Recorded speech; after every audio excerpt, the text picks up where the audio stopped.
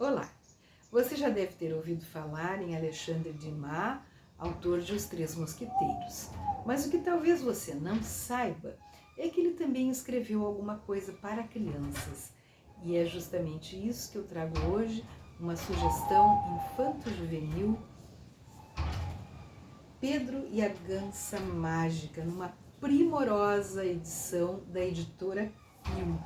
Vejam que acompanha o livro esse encartezinho com figurinhas das personagens do livro, que podem ser, não estou conseguindo, podem ser destacadas e coladas.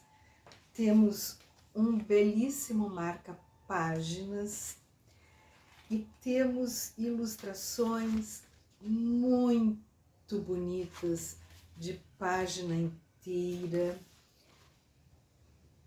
nos embelezando essa obra.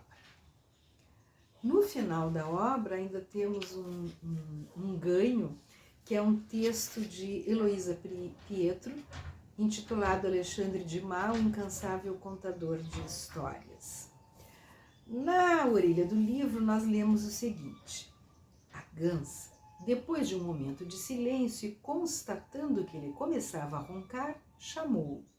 Não durma, mestre Pedro, pois tenho muito o que falar com o senhor, a respeito de algo, acredite, muito interessante. Bocejou Pedro. Está bem, mas não fale demais, pois eu estou com sono. Certo, mestre Pedro. O senhor pode ver que eu sou uma gansa? Ai, ora essa, exclamou Pedro. Vejo muito bem que a senhora é uma gansa. Uma gansa que me tirou do sono sem ter nada menos óbvio a dizer. Acalme-se, mestre Pedro, pois além de ser uma gansa, eu sou uma fada. Oh, exclamou Pedro, lembrando que quando pequeno sua mãe o embalava e o fazia dormir com contos de fadas. Sou uma fada, continuou a gansa, e cada ovo que boto concede àquele que o quebra a realização de um desejo. Ora, bastou isso para o nosso amigo Pedro se interessar pela gansa, porque ele recém havia ficado órfão e, diga-se lá de passagem, não era muito amigo do trabalho. Mas se os ovos da gansa realizavam desejos, pronto, estava tudo resolvido.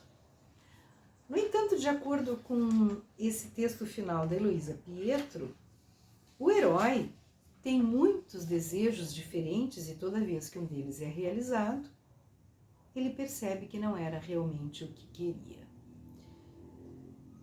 Então, é necessário quebrar mais um ovo.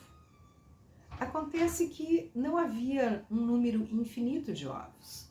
A gansa tinha um certo número e à medida que o Pedro ia quebrando esses ovos, os ovos iam desaparecendo, evidentemente, até sobrar um único ovo.